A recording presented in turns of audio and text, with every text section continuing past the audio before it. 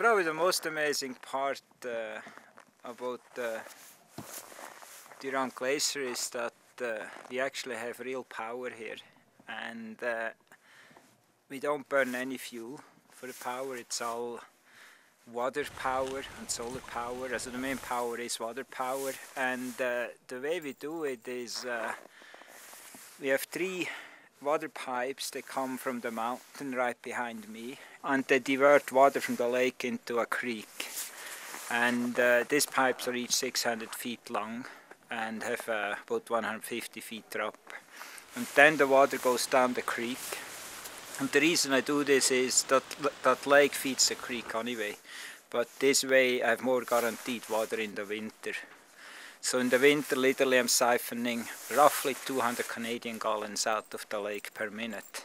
About halfway down the mountain from the notch to the valley floor, there is a dam I built in 1986. And from that dam I have 3 pipes. They're bringing the water here to the chalet. And one pipe, it's a 2-inch pipe, takes the water straight into a turbine. And then the other 2 pipes, they each 1.5 inches diameter, they feed the buildings. That water goes through the chalet, through my hut up there, and then also through the sauna building. In this building here, that's where the 2 turbines are, and that's where we generate power.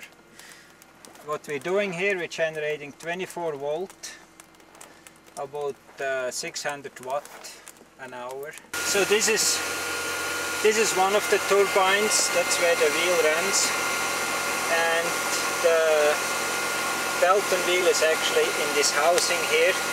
That's the water which comes from going through all the buildings and then eventually into this turbine here. This here is the pipe which comes, the 2-inch pipe which comes direct from the lake into this Belton wheel, which again is inside this housing, and here the generator. Those are electromagnetic generators, which is a lot more efficient than brushes, but also a lot more quiet.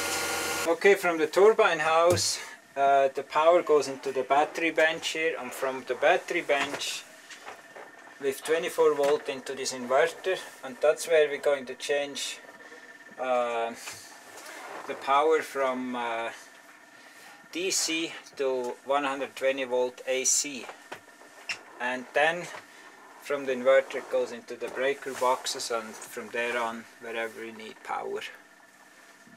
We try to utilize the water as good as we can. The turbines are on the west side of the building, right above a cliff, so that the excessive water which goes through the turbine actually can go over the cliff and goes back into the creek. So this way we're not really stealing water from the creek, we're bringing it back into the creek to make sure that further down the fish have enough water, which never should be a problem, but you never know. You just don't want to make any damage to the nature wherever it is.